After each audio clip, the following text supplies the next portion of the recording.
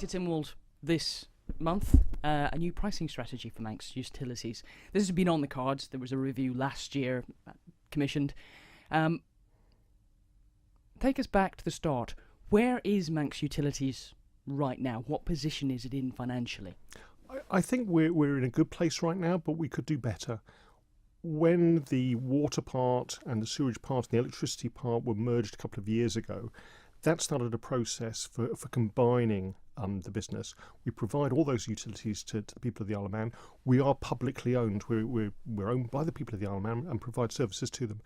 But we've got a large debt, £470 million to pay off by 2035. And that debt has been gradually grown by things like the power station, bringing natural gas to the island for the first time, the sewage and water infrastructure. But that's a considerable debt that we need to pay off. Manx Utilities is a statutory board. We've got some fantastic staff, but that board's main objective is to be fair to the customer, to provide good, reliable services, but also to pay off that debt. And that's what this pricing structure is all about, is to give that certainty, but also stability.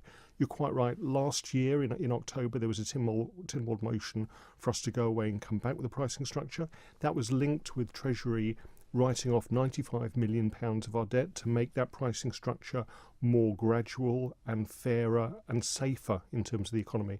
And that's why I'm coming back to Tynwald with a whole set of ideas and a vision for the next 5 years.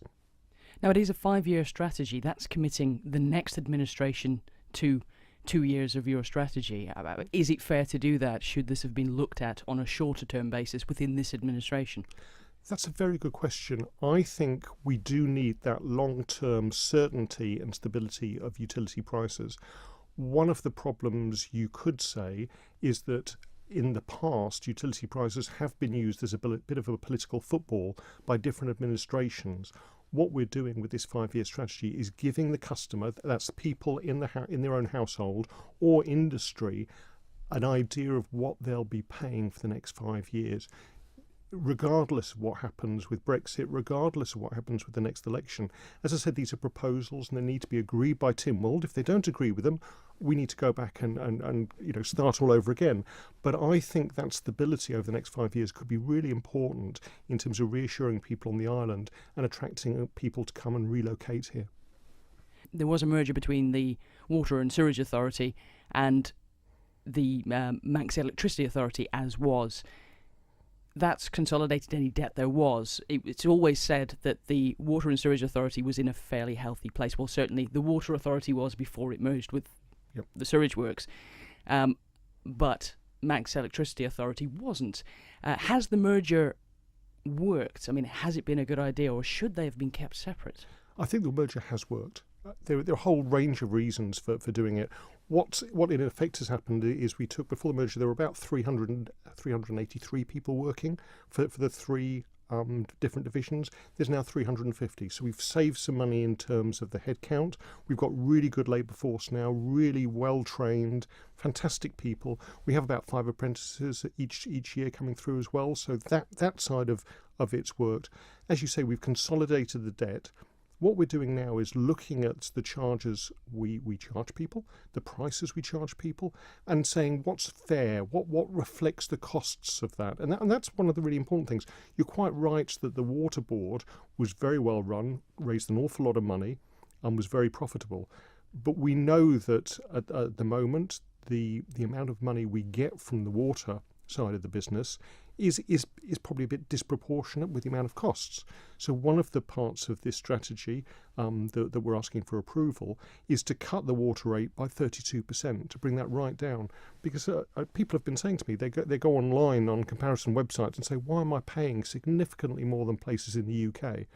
We're going to try to address that. We're going to try to be honest and make sure that the amount we charge for water is fair. However, the sewage rate needs to go up because we're making quite a heavy loss on the sewage services. So it's that rebalancing, that fairness, that transparency that I hope will appeal to members of Tynwald, and I hope they can back us. Now, you say the pricing strategy will help to offer certainty to customers. It's based on CPI increases, inflationary increases.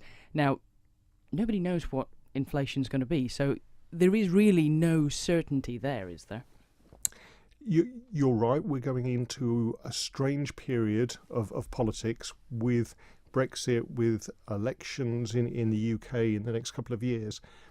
What we're doing for the first time, and for the first time I know of anywhere, is to look at the three major utilities, water, sewage and electricity, and saying we're going to increase them. We need to pay off the debt, but it's going to be by Manx CPI.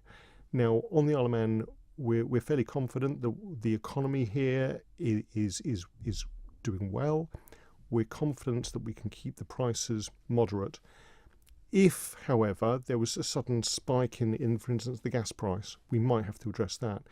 If there was a massive increase in inflation, Manx Utilities would come back to Tynwald and say, look, actually, we don't think this is fair.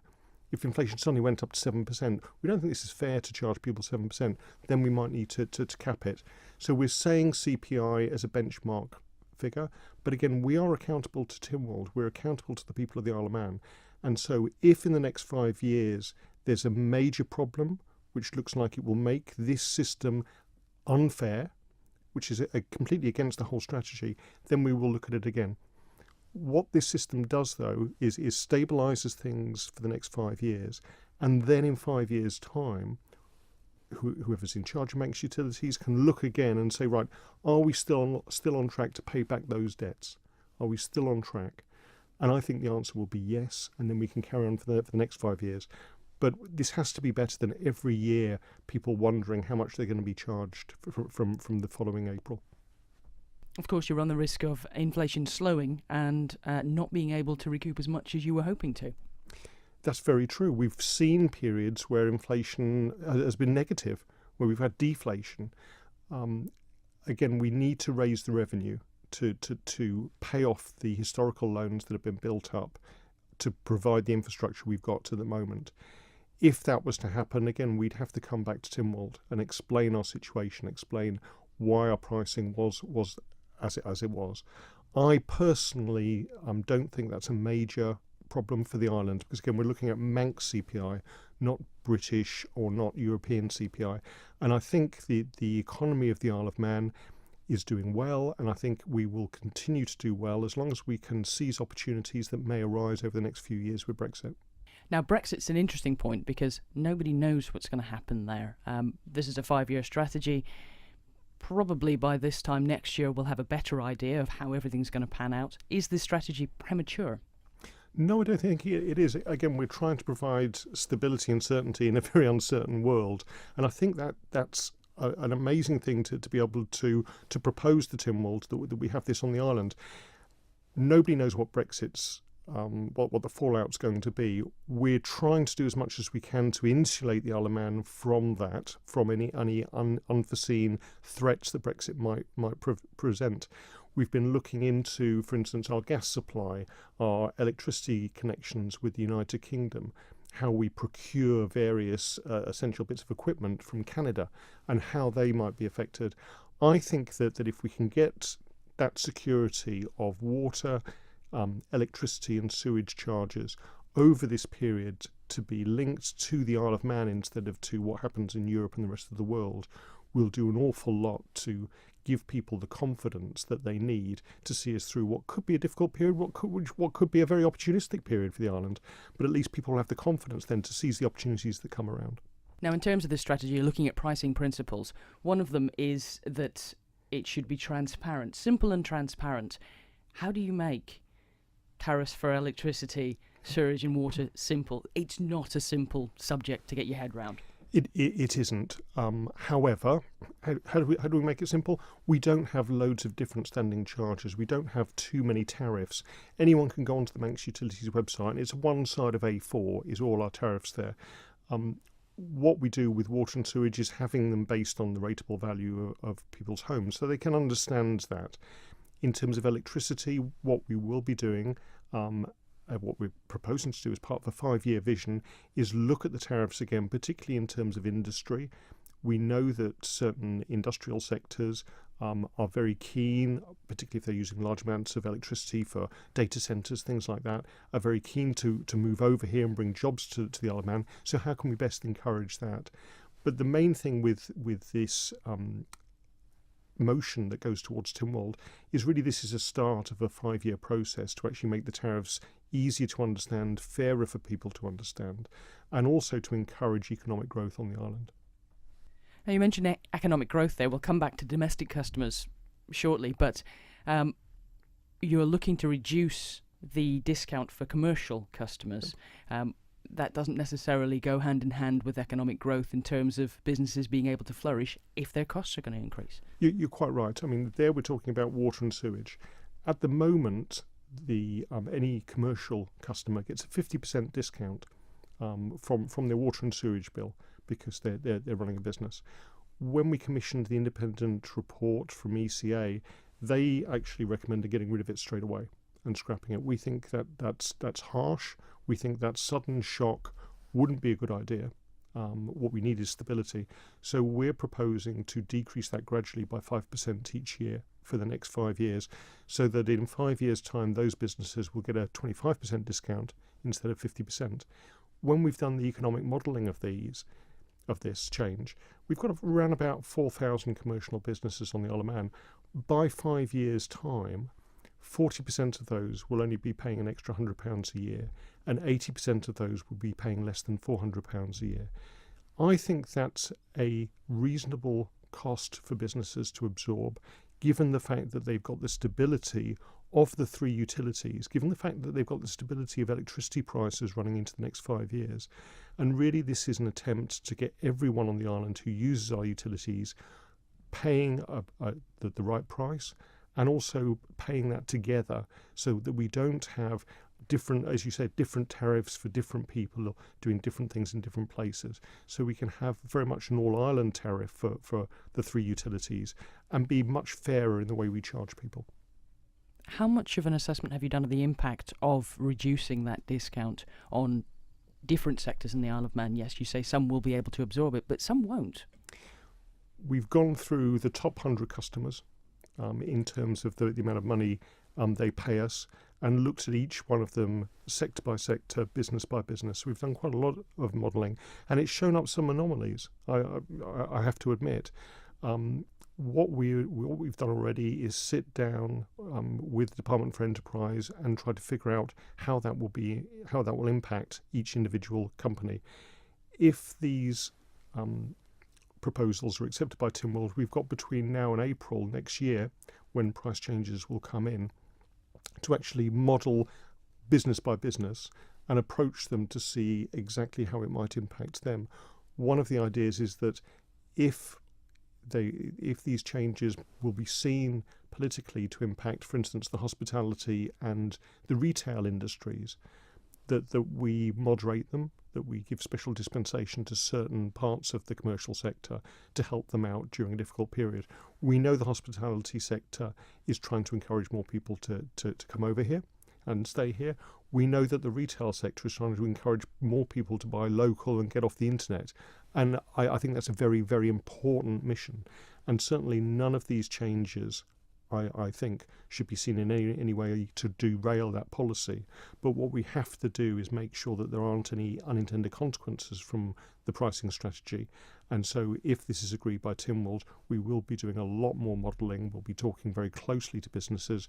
We'll be talking very closely to the Chamber of Commerce to make sure that these actually give that sense of stability and certainty to business and don't actually harm them in any way.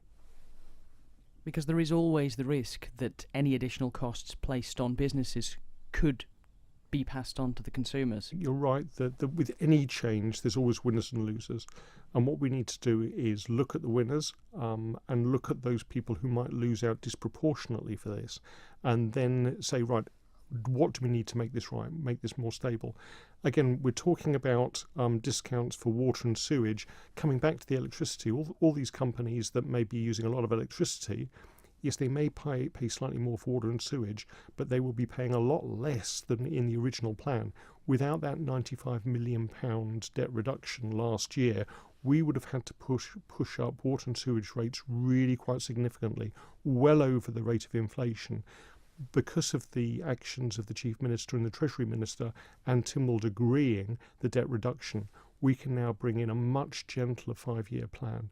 So there were always going to have to be increases. The increases I'm proposing in this month's Tynwald are a lot less than what was on the books over a year ago. But certainly going back in time, the option of carrying on with the model that you had last year would have paid off that debt. Yep. The company would have been in a fairly weak financial position, but it would have paid it off. So why make all these changes? Why not just stick with the original plan? I mean, chopping and changing all the time, sometimes it seems like government goes backwards. I'd agree with you, and the whole idea of this proposal is to stop the chopping and changing, to have a clear pathway for the next 5 years. The original long-term financial plan was valid. When we had the NERA report last year, it said, yes, you are on track to pay off your debts. However, you're going to have to increase costs by well over 10, sometimes 15% per year to reach that. And we had to ask ourselves as a board whether our customers could cope with that, whether politically we could get that through Tynwald. And the answer for both of those questions was not necessarily at all. What we're trying to do by using that money we got from Treasury is smooth out the increases.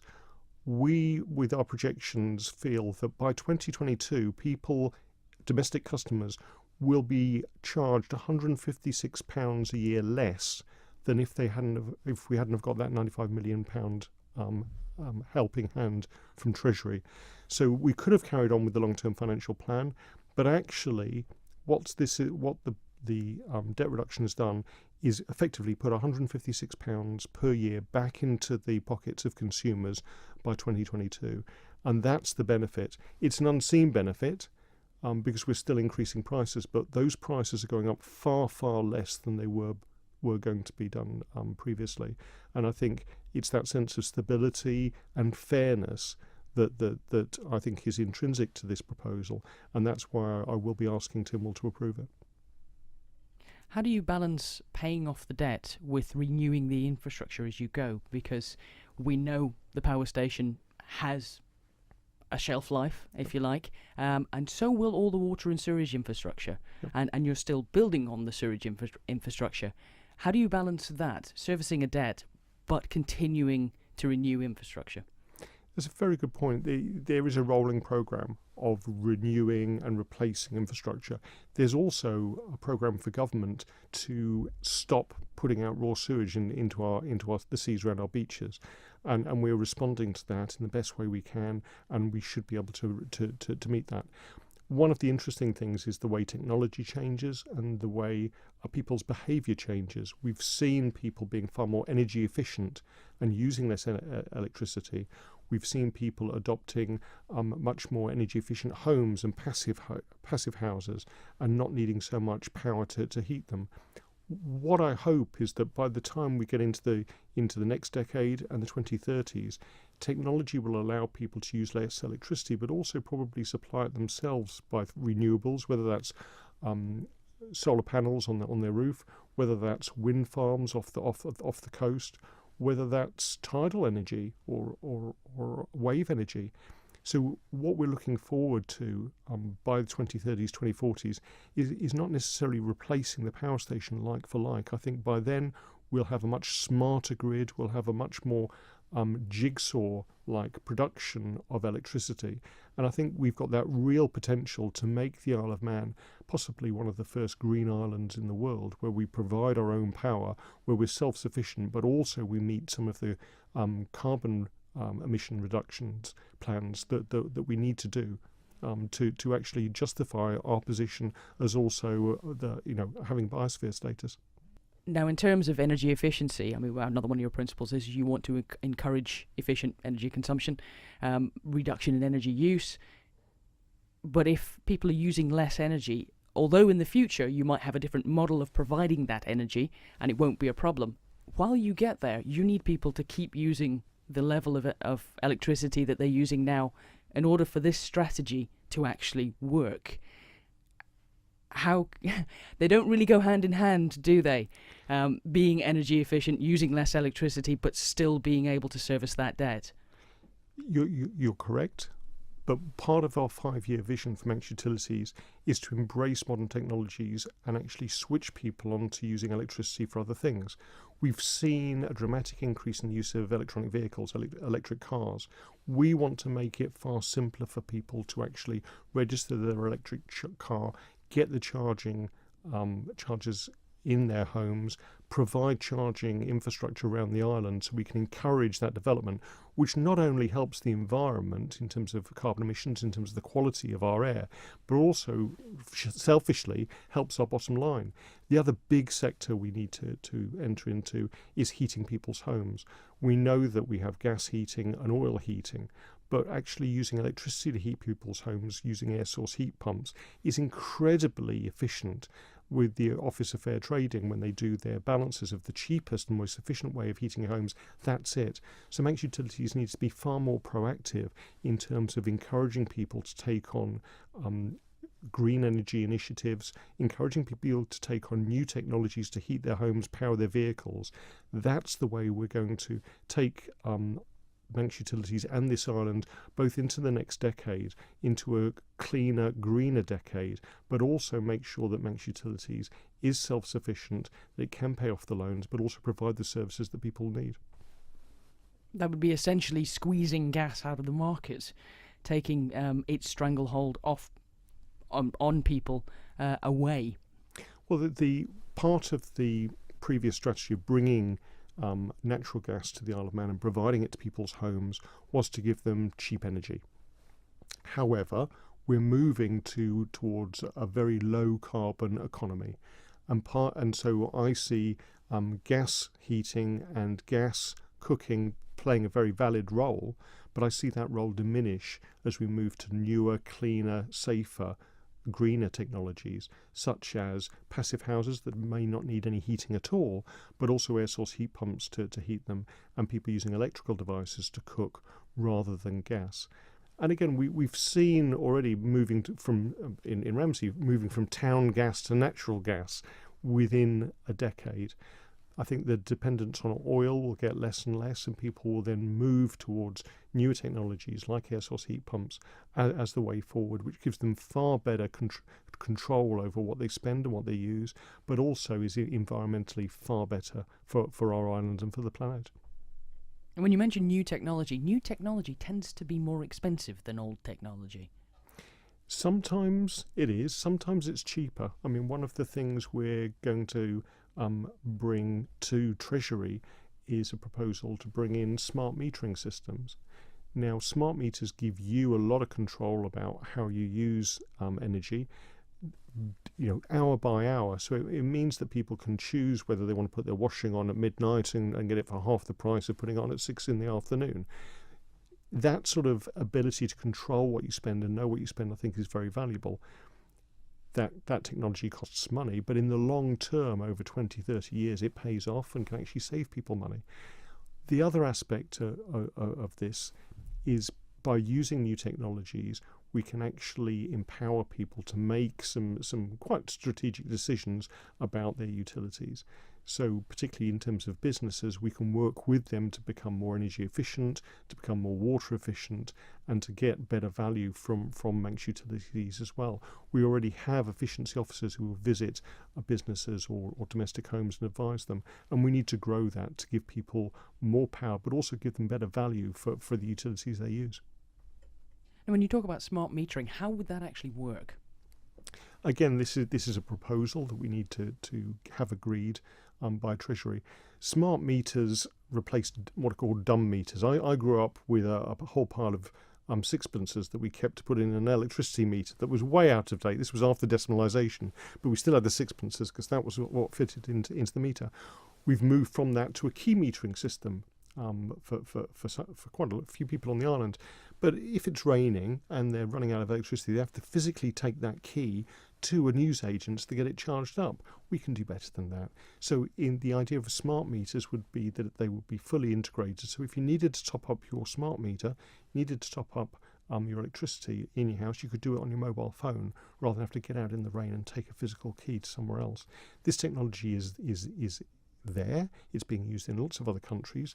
not without problems, particularly in the UK with their rollout, but we've learned from those lessons, and we feel that smart metering could be really helpful for the people of the island. But again, this is a proposal. We need to sell it to Treasury and then explain it to the people of the Isle of Man before we do anything. And how many customers would that actually affect? Everyone. The existing electricity meters that we have actually very difficult to replace at the moment. The whole world has moved into new technologies and smart metering. One of the other aspects that has been brought up in Tynwald is, in terms of the prepayment meters, they're starting to break down. They're starting to get to the end of their lifetime, and so we need to replace them with something. And we think we should make the bold step of going for smart meters, because we think in the long term they put more power into the hands of the consumer, and also, hopefully, will reduce the inconvenience that the current system gives, and also allow us to do some interesting things in terms of direct debit billing. Rather than every quarter, we could do it every week or every month, depending on what you want. And so it gives a whole range of possibilities to look at in the future. So is this part of the aim to be more transparent, give people an idea week on week, month on month, what their costs actually are? Exactly. And when you look at what people do with their banks at the moment, I mean, I used to get a statement every couple of weeks with a few bits of paper. Now I can go online, I can see everything that I've spent, everything I've been charged, and then I can question that or print that off or do direct debits online instead of having to go to the bank. The same with most of the telecoms firms. I don't get a paper bill from them anymore. I can go online and day to day see how much I'm being charged for my phone calls, what my most expensive numbers that I'm calling are, all that sort of data, so I can make decisions if I want to reduce my bills. I think a decent utilities firm like Manx Utilities should be going the same way. You're talking there about smart metering, but when you mention the word meter, immediately what comes to mind is water meters, because that's a bit of a thorny issue. Is that something you're actually likely to consider in the future? We do provide quite a few water meters, but at the moment they're all for commercial customers. The legislation we have around water and sewage needs updating. It says that we can put a water meter into somebody's home, but they can't necessarily request it. And again, one of the things we'll be doing over the next 5 years is looking at the legislation, trying to bring it up to date. As we've amalgamated the utilities, we need to bring that legislation up to date and amalgamate that. When we asked ECA in their recent report to look at the issue of domestic water meters, they still said it wasn't cost effective to bring those in. Bringing a water meter into everyone's home would cost probably a couple of £100 per home, and yet the benefit that would bring would be minimal. The reason for that is, if you can imagine, you've got all these pipes coming into your home, you've got that water just before you turn the tap. Our costs are mainly bringing all that water to you. The pipe work, the purification plants, all that costs money, whether you turn that tap on or not. And actually, over 90% of the water bill is purely in terms of the infrastructure. Very little of it is for the physical water people use. So we don't think at the moment that domestic water meters are a viable option for most people. However, over the next 5 years, we'll be reassessing that. If we start having consecutive dry summers as we've done this year, if water shortages start becoming a real threat again, we may need to reconsider that. Because that's an interesting point. I mean, we saw this year, people would say it's a once-in-a-generation weather event or period. But at this stage, we don't know whether it's a once-in-a-generation. I mean, this could be a permanent change or a change which fluctuates over time. Are you making provisions for that? Yes. One of the reasons why, when people compare the prices of electricity, water and sewage on the Isle of Man, they seem to be a bit higher than they would in some places in the UK, is that we have a huge amount of resilience and self-sufficiency built in on the island, but that costs money. One of the interesting things that came out of the drought this year and the hosepipe ban was how small changes could have really quite major effects. So the fact that people weren't using hosepipes helped tremendously with the amount of water we had in some of the reservoirs. For the first time, we were pumping water from one reservoir to the other to top up the levels, and that was a really interesting learning experience for us, and also reducing the amount of water that was let into the Solby River and also the River Glass. And that, again, by balancing that with the fisheries, with the ecology of those rivers, was quite interesting to see what we could do. I think we've learned a lot from this summer, and I hope that if we have a successive dry summer, we'll be able to put those lessons into practice and possibly not have to bring a hosepipe ban in, or because we can change people's behaviour in a much more subtle way a lot earlier. Reducing water consumption doesn't necessarily reduce your costs, though, does it? No, it doesn't, because as I said, the vast majority of costs are fixed to do with the infrastructure, and we do have a commitment to provide clean drinking water to people on the Isle of Man, and we're confident we can meet that commitment. Some people have questioned, with a growing population, whether we'd have to invest in extra infrastructure, possibly.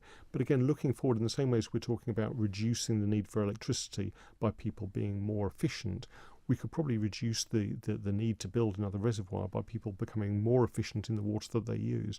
And there are technologies that can help with that, but also behavioural changes in terms of people's use of water that can help with that.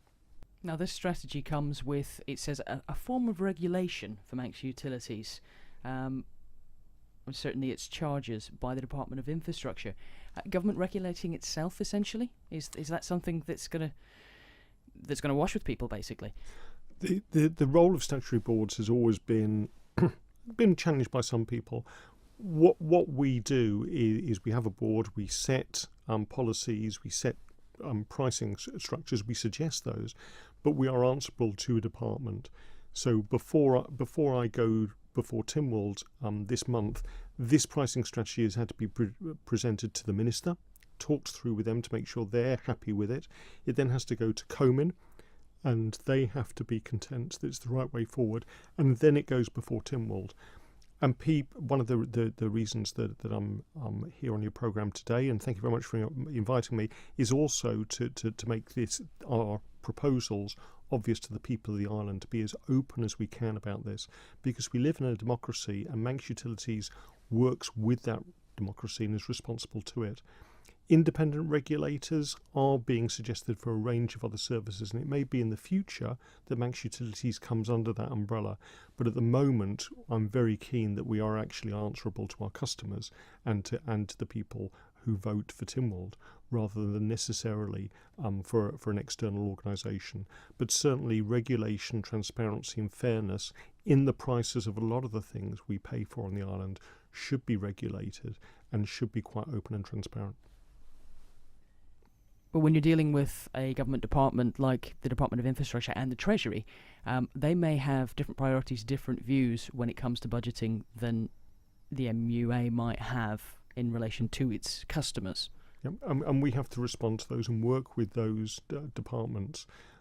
If we do have a disagreement, we have to get a compromise. And I think that's a sensible way forward. We've seen in the past when statutory boards and when the MUA went on their own and made their own decisions, in retrospect, those probably weren't the right ones for this island. I think it's very important we have that oversight, we have that responsibility, and we have that transparency. Regulation comes in as well, and certainly we're answerable to the Office of Fair Trading. If we start doing things that are seen as unfair to various consumers, that we're favouring one over the other, we are answerable to that. And actually, part of our legislation says that we can't discriminate either for or against various customers, and we're quite firm in that belief that that's the right way forward. When it comes to discrimination, though, you have different rates for commercial and domestic. Should that be equalised? Should everybody, on whatever way, for whatever reason you consume these services, should it be a flat rate for everybody? That's a very good question. The answer to that is no, because the infrastructure to get a huge amount of electricity into one factory may actually be a lot cheaper than the infrastructure to get a very small amount of electricity out to a whole number of farms in the middle of nowhere. So you have to balance the infrastructure costs with the actual unit price of electricity. And also, at Manx Utilities, we're quite keen that utilities are seen as a way of trying to grow the economy, to support people in their households, but also support industry and business. And I think if we can try to balance those competing demands from people, then we will get there in terms of not only supporting but growing our economy. When it comes to electricity generation, we know that consumption demand on the Isle of Man fluctuates at times. How does that remind us how that system works? Of when the island can sometimes be producing too much energy, and sometimes it doesn't have enough. It's very complicated. One of the aspects of the ECA report was to look at the daily and hourly demand. And there's a peak. It's when people get home from work about 4 to 6 o'clock and everyone puts the television on and the kettle on. You're quite right. We've got a very stable infrastructure. We've got a very high-class generator in Pulrose. To work for maximum efficiency, that should be going fairly full out at all time, but we don't need that amount of electricity in the middle of the night. So what we also have is an incredible body of experience in terms of energy trading. When we have surplus electricity and we can sell it for a profit, we do. And last year that brought in a revenue of around about £6 million, which helped drive down domestic bills. When in the UK they're producing too much electricity and it's cheaper to buy in than manufacturing it here ourselves, we do that.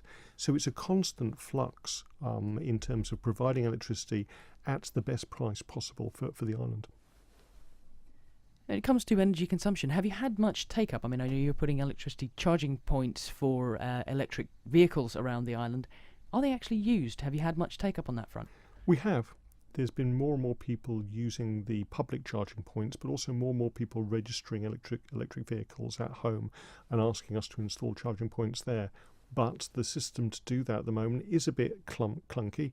I've had complaints from people that it's too bureaucratic, it takes too long to organise. And so over the next 5 years, we need to make sure that we make that system as easy as possible for people to adopt the new technologies they want. We also need to make sure that the public charging points are of a high quality, have got the right plugs on them, are in the right place. We also need to look at charging for that electricity. At the moment, it is given away, basically, and that was to try to get people more to adopt that technology.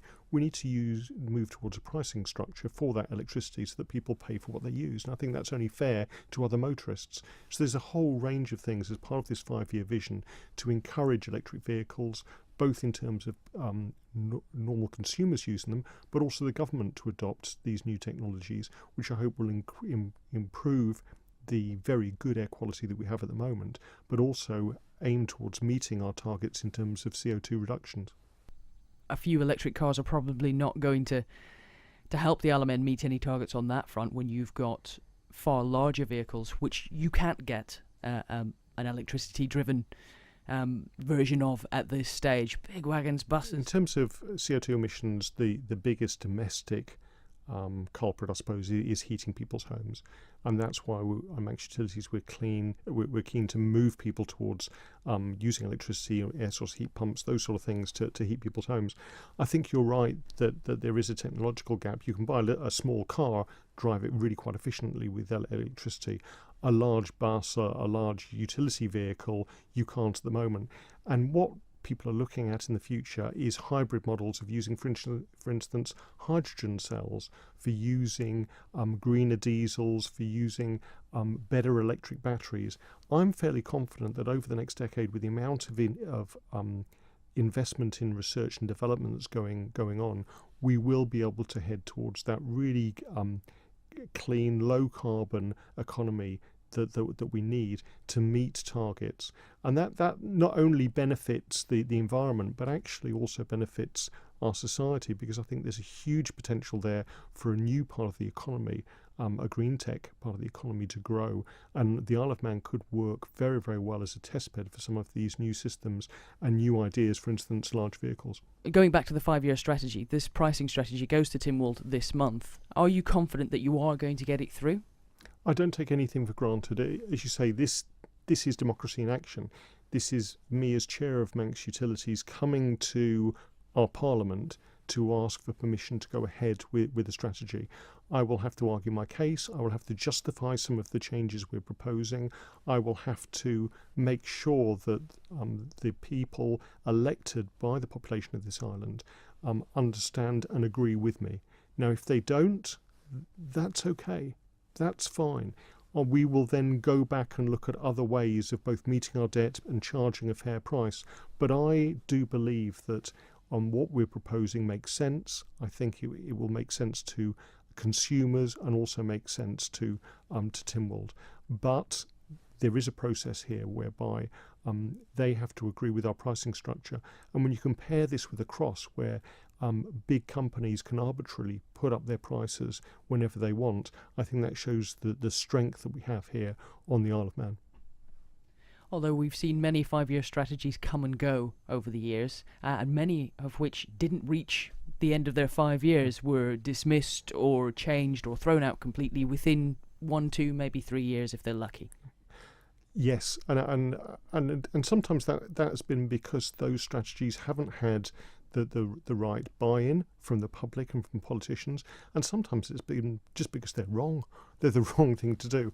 I think that the fact that we've got a 5-year strategy which pegs the increase in water, sewage and electricity to Manx CPI so that people have got that certainty and stability works. I think it works. I think it makes sense.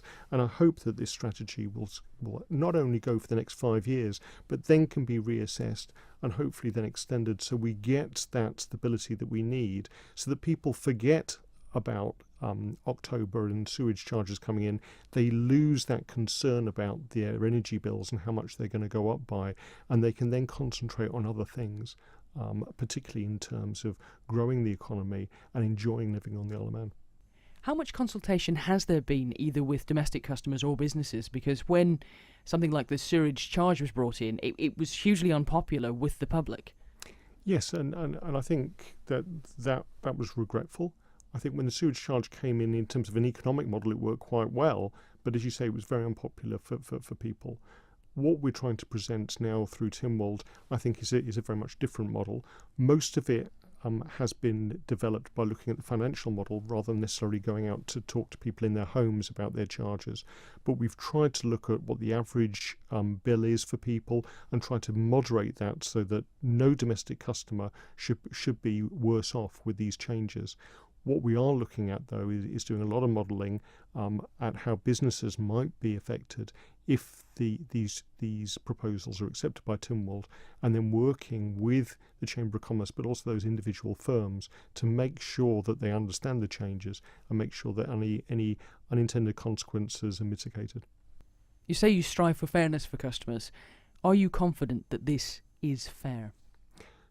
I genuinely personally believe it is. As somebody who has obviously the rates bill arrive once a year, I think what we're proposing is fair. I think that having 3 utilities rebalanced, having then the increases set out in advance so that everyone knows exactly what we're going to be doing for the next 5 years is fair, it's transparent, and also I think will give people the confidence then that they know how they can balance their personal finances, not only this year and next year, but well into the future.